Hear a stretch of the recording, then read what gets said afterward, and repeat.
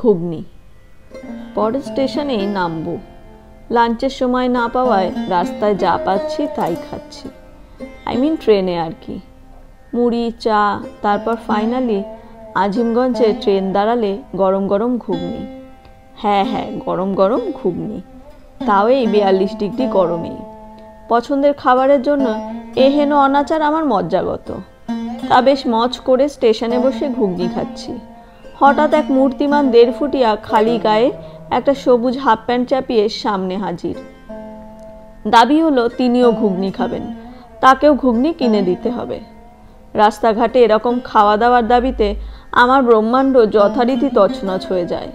তবুও চাপে রাখতে জিজ্ঞেস করলাম, এই গরমে ঘুগনি খেতে হবে না, অন্য কিছু খা, চল দোকানে যাই। কথা নেই বার্তা নেই তিনি আমার উপর চড়াও হলেন। বলল, না এটাই খাবো, এটাই কিনে দাও আমাকে।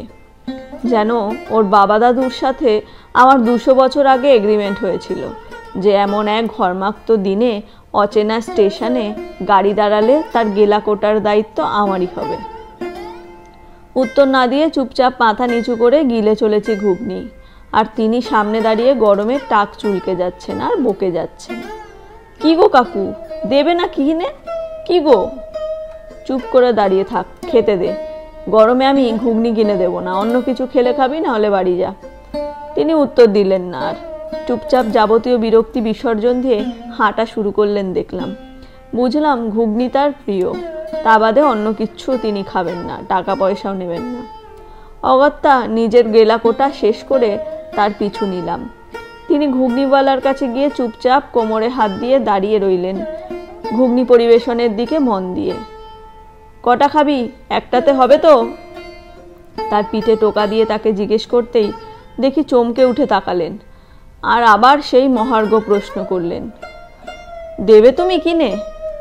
একটাতে হবে তো? আবার জিজ্ঞেস করায় মাথা নিচু করে উত্তর দিলেন, হ্যাঁ একটাতেই হবে, আমি আর মা অর্ধেক অর্ধেক করে খেয়ে নেব। 10 টাকা দাম প্লেটের। আমার প্যান্টের পকেট, কাজের ব্যাগ ইত্যাদি খুঁজলে অন্তত গোটা 7-8 10 টাকার কয়েন বেরোবে জানি। সামান্য এই কটা টাকায় কত ইচ্ছে পূরণ হয়ে যায়। 2টো প্লেট রেডি করিয়ে প্লেটের তলায় খবরের কাগজ ভাঁজ করে তার হাতে দিয়ে পয়সা মিটিয়েছি সবে। তিনি চুপ করে কিছু না বলে আমার দিকে তাকালেন কিছুক্ষণ, তারপর জিজ্ঞেস করলেন, আবার কবে আসবে তুমি কাকু? তার টাকে চুমু খেয়ে বললাম, পালা, রাত হচ্ছে, মা বকবে। তিনি ধীর পায়ে 2 হাতে 2টো প্লেট সামলে এগোচ্ছেন, আর বারবার পেছন ফিরে তাকাচ্ছেন আর মুচকি হাসছেন। বুঝলাম আমাকে মনে ধরেছে, আমারও ধরেছে সেটাও বুঝলেম। আমার এই 1.5 ফুটি আত্মীয়ের সাথে আর হয়তো কখনো দেখা হবে না, তবে আজিমগঞ্জের সন্ধ্যায় আবার ট্রেন থামলে আমি ঘুগনি খেতে নামবো সারা জীবন। পাছে ভালো লেগে থাকলে একটি লাইক করবেন, চ্যানেলটি সাবস্ক্রাইব করবেন। ধন্যবাদ।